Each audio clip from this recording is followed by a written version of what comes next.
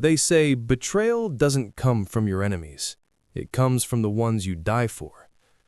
I used to think that was poetic nonsense, until the night I found out the woman I loved more than life itself had been lying to me. My name's Ryan Carter, 32 years old, architect, quiet life, loyal man. And for 7 years, I was the kind of husband women said didn't exist anymore. The good one. I cooked dinner when she worked late, left notes on her mirror, memorized the way she liked her coffee. Her name was Claire. My world revolved around her. I didn't see it coming. Maybe I didn't want to. Because when you're in love, you mistake patterns for promises. It started with the little things, the late-night phone calls, the sudden gym sessions, the locked screen on her phone. She said she was busy with work, and I believed her, because that's what trust does. It blinds you just enough to make you easy to betray. Then one night, her phone buzzed while she was in the shower. A message popped up. It wasn't even hidden, just 3 words that froze my blood.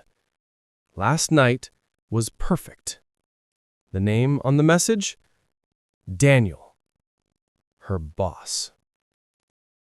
At first, my mind refused to process it. I stared at the screen like it was some kind of mistake. I tried to breathe, to convince myself that maybe it was innocent, maybe I was overreacting. But then another message came through. Can't stop thinking about you. And just like that, the illusion cracked. Every I love you, every you're my everything, every kiss goodnight, it all burned away in a second. I didn't confront her. Not yet. I wanted to know, not assume. I wanted proof. Because if I was going to lose my marriage, I wanted the truth to bleed out on its own. Over the next few weeks, I watched her transform. She wore perfume she never used before, spent hours working late, smiled at her phone when she thought I wasn't looking. I stayed quiet, a ghost in my own home, collecting details, waiting for the right moment. Then one Friday night, she said she was flying to a conference in Chicago. I smiled, kissed her goodbye, and watched her car disappear down the street. But I never went to bed, because 2 hours later, I was behind the wheel following her GPS signal, one I'd secretly synced to her car's tracking app. Her conference wasn't in Chicago. It was in a small, luxury cabin 2 towns over. When I got there, the lights inside were dim, music playing, 2 glasses of wine on the table. Through the window, I saw them. Her hands on his chest, his mouth on her neck, her whispering something that made him smile, something that used to belong to me. That's the thing about betrayal. It doesn't kill you right away. It poisons you slowly until every beat of your heart tastes like hate. I didn't go in that night. I stood there, in the rain, watching the woman I gave my life to become someone I didn't recognize. Then I made a promise, not to her, not to him, but to myself. I wasn't going to scream. I wasn't going to cry. I was going to make them pay. Not with violence, not with blood, but with something far worse. Regret. I learned something early. Rage is loud and useless. Anybody can scream. The real work is quiet. The real work is patience and small, ruthless decisions stitched together until there's no place left to hide. I didn't tell Claire I knew. I smiled, I cooked, I performed the husband routine with the kind of practiced tenderness that made her relax. There was power in being underestimated. While she believed I was breaking, I was building. First, I cataloged everything. Names, dates, locations. Phone timestamps, hotel receipts, flight itineraries. I pulled her email login. She never thought to change passwords and made copies of conversations before she could delete them. I bought a cheap dash cam and left it in my car. I took pictures from a distance that read like evidence, not melodrama. Each file I collected, I backed up in 3 places: an encrypted drive, a lawyer's secure mailbox, and a USB hidden in the glove compartment of a car that wasn't registered to my name. Second, I turned to people who could move things I couldn't. Old favors, quiet alliances. A college buddy who ran a small IT shop helped me mirror a few cloud folders. A private investigator named Reggie, gruff, methodical, and morally slippery, tracked Daniel's weekend patterns and flagged his safe places. Reggie worked without questions. He worked in black and white evidence. He gave me timestamps and angles, and when he handed over a photo of Claire's silhouette through the blackout curtains, I felt the hard edge of certainty settle in my chest. Third, I weaponized routine. Most cheaters rely on the ordinary. Routines give them cover. So, I made routine my ally. I kept living the marriage in public. Brunch with neighbors, movie nights, my laugh at her jokes. That normalcy convinced Claire she could be careless. It let her leave chargers plugged in, password notes on the bottom of her laptop, a locked itinerary saved in draft form that she thought was hidden. People hide in plain sight because they assume the ones they hurt are blind. They're not. They're just waiting. But I didn't want to destroy them in a way that would make me petty. I wanted destruction that felt inevitable. So I picked targets that mattered: reputation, money, people who vouched for them. I began with the money. Not to enrich myself, I never needed to, but to remove the safety net she relied on. I quietly moved joint funds into accounts that required dual authorization and shifted control of the mortgage payments into my name under a newly arranged trust. No sudden theft, no dramatics, just a slow rerouting of the scaffolding that kept her comfortable. When the day came that her credit card got declined at a boutique and the clerk gave her the sympathetic look, the panic in her eyes was a small, private validation of the plan. Then, the reputation. Claire held status through a combination of competence and charm at work. I targeted competence. A few carefully timed emails went to a compliance consultant I'd paid under a false identity. Questions about vendor invoices, odd line items, a "just so you're aware" attachment. Small anomalies, but anomalies that sing in a corporate audit. I fed them a curated set of facts: dates that matched hotel stays, a plated invoice with odd routing codes, a vendor with no trace. Compliance asks, compliance searches. The small administrative engine of a company is merciless when it smells risk. Most important, I needed Daniel to feel pressure. A man like him lives on appearances and momentum. I introduced friction into his life by contacting a former client under the guise of a concerned investor. I asked simple, pointed questions that would make him check logs and move funds. Panic makes people sloppy. Reggie uploaded a copy of an invoice to a monitor in Daniel's office that would be seen by someone curious. Within days, Daniel made mistakes: a hurried transfer, a missed encryption step, a voicemail he forgot to delete. Those were the things that would become incontrovertible. Every night, I would spread the collected documents across the kitchen table like pieces of a map, and I would trace routes with my finger. This was a mental architecture of ruin. Not cruel, at least not initially, but deliberate. My mind cataloged how each piece connected: the hotel key, the dinner receipt, the calendar invite. I wrote emails to myself with summaries and timestamps, then deleted them. I rehearsed what I would do and what I would say. I rehearsed silence. There were moments I almost broke. Once Claire reached up in bed and stroked my cheek like she used to when we were first in love. For a heartbeat, I felt the animal urge to smash the evidence and beg her to stay, to crawl back into whatever naive corner of my heart still believed in us. Then I remembered the way she looked in the cabin, how she tasted of someone else's perfume, and how she'd told him things she'd never say to me.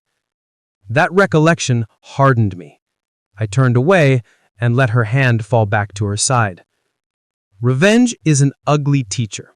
It instructs you in focus and in letting go of what you thought you were. I was learning both lessons. My hands had learned the steady motions of copying, encrypting, and preparing files that would speak louder than accusations. My heart was learning that there is a cost to the satisfaction of seeing the truth revealed.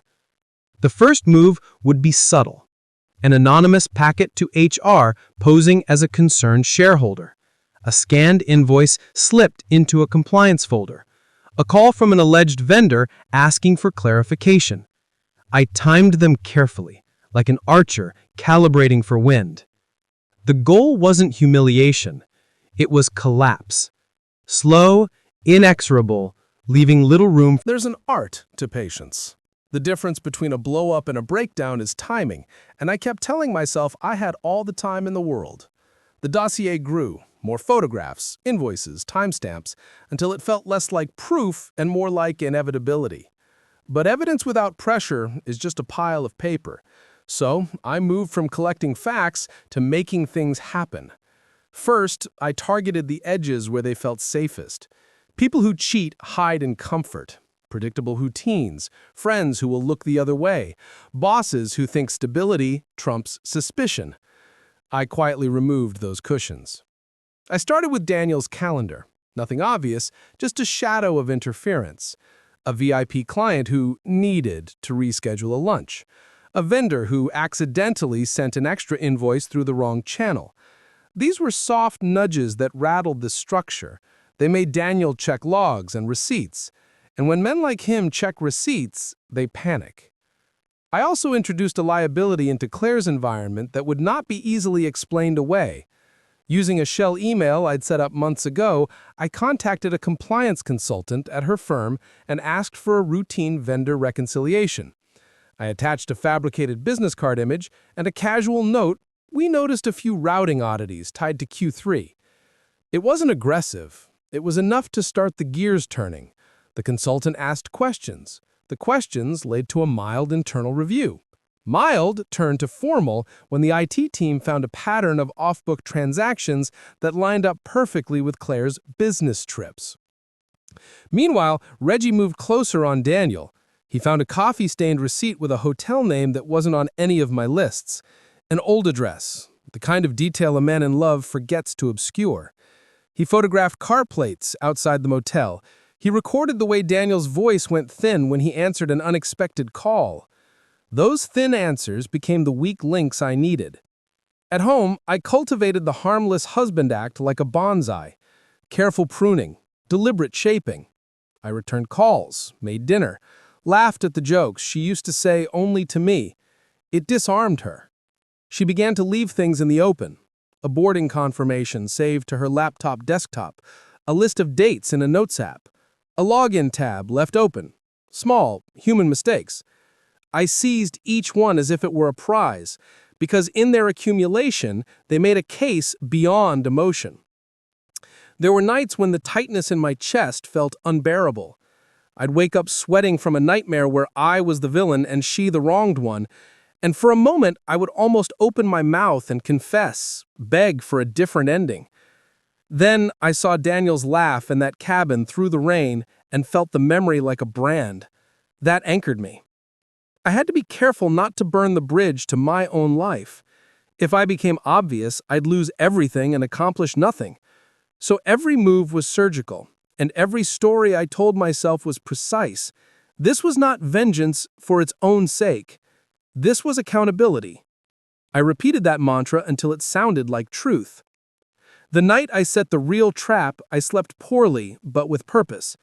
I'd arranged for an anonymous tip to land with a junior reporter who loved corporate oddities, someone who would publish a factual, unembellished piece linking a vendor pattern to Claire's department. Reggie had positioned a camera, legal vantage, from a neighboring apartment to capture Daniel entering and exiting one of those hotels at suspicious hours. I put a second USB with the most damning files in a safety deposit box under an alias. The key sat in my pocket. When dawn came, I drove to the coffee shop where Daniel took meetings, pretending to read the paper. I watched his door, watched his face, and felt the first ripple of what I'd been building, an almost electrical thrill that had nothing to do with malice and everything to do with the clean geometry of cause and effect. If he stumbled, the fall would be public and sharp. If Claire tried to cover, the paper trail would catch her. Either way, the pressure would force them to choose, and people under pressure almost always make mistakes. The world outside warmed into a slow, soft morning. Inside me, the noose drew tighter. The plan was in motion. There was no turning back now, and part of me, whatever part still believed in kinder endings, missed the man I'd been before I started the math of ruin. Morning came like a warning. The light was thin and flat, the kind that strips color out of everything and leaves only shapes. I slept maybe 3 hours, which was all the brain allows you when it's set to a single task. The folder was on the passenger seat like a living thing. Reggie called it dawn. Everything's in place. My stomach did a small, traitorous flip that passed for anticipation. I dressed to look ordinary. Jeans that weren't too new, a sweater that suggested I'd been up late with plans that involved paperwork and nothing more. People who look harmless make others drop their guard. That's an edge I'd learned to use. I walked into Claire's office building like a man on an errand, a face the receptionist would remember as friendly and forgettable. I slipped the envelope into the compliance drop box and walked out before my heart could betray me. It felt anticlimactic in the moment, like pushing a single domino and pretending it would wake the whole room. The work was done. The slow-motion unraveling I'd staged depended on systems, not spectacle. And systems are cruel in their patience. They don't shout, they notify. By mid-afternoon, Claire called. Her voice cracked into the constricted frequency of someone trying to sound composed and failing.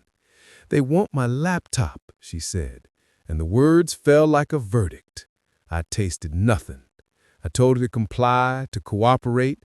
It was the truest cruelty, the polite adult advice you give the person who has ruined your life. Then the emails started flying. HR wrote with careful phrases, pending investigation, potential irregularities, please schedule a meeting. The company's internal world moved with that soft, efficient brutality corporations are so good at. They make punishment legal and painless for everyone else. For the accused, it feels like the floor falling out from under you while the people around you keep folding napkins. I watched Daniel's face the way a surgeon watches vitals. Reggie sent a clip. Daniel in his car at 2 a.m, phone hands shaking as he tried to call someone and then hung up. The arrogance in him cracked into frantic fumbling. He emailed vendors at odd hours, copied wrong people on threads, left a logon window open that revealed a spreadsheet with routing codes that matched dates of hotel stays. Panic makes people clumsy. Clumsy makes the paper trail widen. Claire's world narrowed. Where she'd once been invited, heads turned away. Where she'd once carried influence, doors went gently, decisively closed.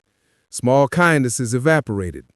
Her calendar filled with HR meetings instead of client calls. Colleagues who'd smiled in hallways now spoke in whispers and checked their watches. Reputation is an ecosystem. Poison one part, and the whole thing collapses.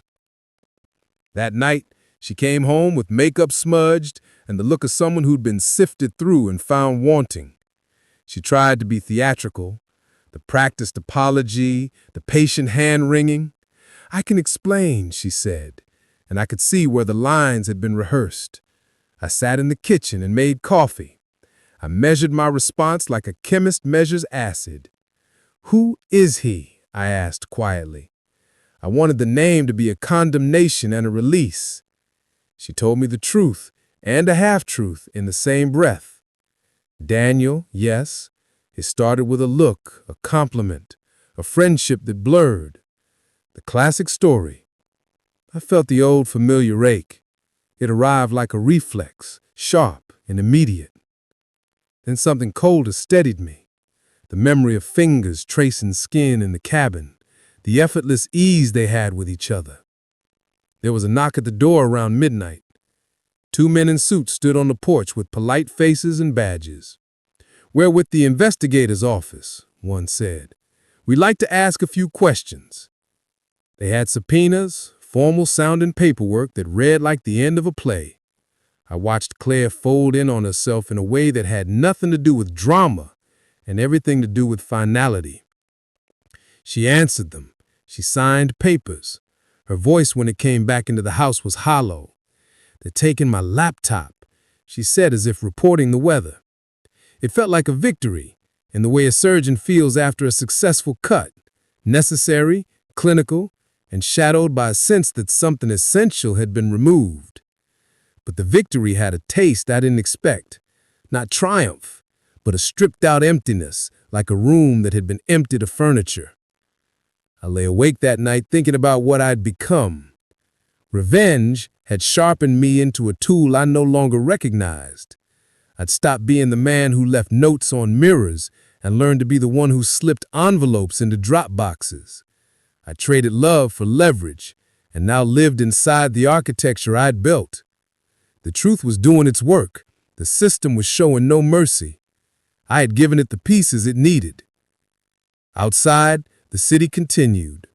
Lights, laughter, cheap late-night radio, as if nothing substantial had shifted.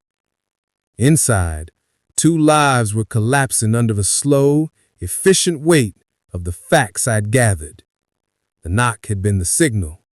The noose, I realized, had tightened another inch. I slept a little after dawn, but not well. There was a nervous clench that wouldn't leave my ribs, the remainder of the fight and the foreshadowing of a price I hadn't negotiated for myself. The plan had moved into its public phase. The next moves would be louder because now other hands were pushing the wheels. And with that, my role changed from architect to spectator, watching how people behave when the scaffolding burns. They say revenge feels like balance, a scale tipping back toward justice. But when the final piece of the plan fell into place, it didn't feel like balance, it felt like silence, the kind of silence that follows an explosion. 2 weeks after the investigators showed up, Claire's career was ashes. Her name was quietly removed from the company website, her access revoked, her inbox archived. She didn't go to work after that. She barely left the house. The woman who once talked in bright, assertive tones now moved like someone trying not to wake something dangerous in the dark. I watched her collapse, one layer at a time. First came the denial, the frantic phone calls to friends who suddenly had no idea what was going on. Then came the bargaining, promises to fix what was unfixable, apologies that arrived too late to matter. And finally came the stillness, a kind of resignation that makes even breathing sound like a confession. One evening she broke the quiet. "Was it you?" she asked. Her voice was a whisper, but the weight of the words filled the room. I didn't lie, not this time. Yes. She closed her eyes, and for a long second she didn't move. A tear slid down her cheek, not dramatic, not cinematic, just human. Then she nodded once, almost as if she'd expected it. "I guess I earned it," she said softly. For a brief, disorienting moment, I almost pitied her. Almost. But pity is a weakness that belongs to the past. The man who loved her died the night she betrayed him. What was left of me was something else, colder, steadier, built for closure, not comfort. She moved out 3 days later. No scene, no shouting, just boxes, silence, and the faint smell of her perfume lingering in the air like a ghost refusing to leave. I thought it would feel good. I thought I'd stand in the empty house and finally breathe, finally feel free. But revenge doesn't end cleanly. It leaves fingerprints all over your conscience. Every victory echoes back at you. 2 nights after she left, I got a message from an unknown number. It was just one line. "You got what you wanted. I hope it was worth it." And then, nothing. I didn't reply. What could I say? That she destroyed me first? That all I did was return the favor, only with precision instead of passion? None of that mattered now. The game was over, and both of us had lost more than we ever realized. Weeks passed. The city kept spinning, unaware that somewhere in it, two people's lives had quietly burned to ash. I'd walk by couples in cafes, watch them laugh, hold hands, trust each other, and it felt like watching a language I used to speak but had forgotten the words to. Then one morning, while scrolling through the news, I saw her name again. Not in headlines, just a passing mention in a corporate bulletin. Former executive under investigation for financial misconduct. Case closed, no charges filed. Just like that. All the noise, all the chaos, reduced to a single line. But that's the truth about revenge. It's not fireworks. It's paperwork. It's silence. It's the sound of a life fading into the background. That night I drove to the cabin where it all began, the place where I found her and Daniel. The snow had melted, but the ghosts hadn't. I sat on the porch, watching the lake swallow the reflection of the moon. For a long time I didn't move. I just let the cold seep into me until it was hard to tell where the air ended and I began. I realized then that revenge doesn't restore you. It doesn't bring back trust or peace or the person you were before everything cracked. It just replaces pain with emptiness. Before I left, I took my phone, opened a new message, and typed one sentence. Not to her, not to anyone else, but to myself. Some endings aren't justice. They're just quiet. Then I deleted it.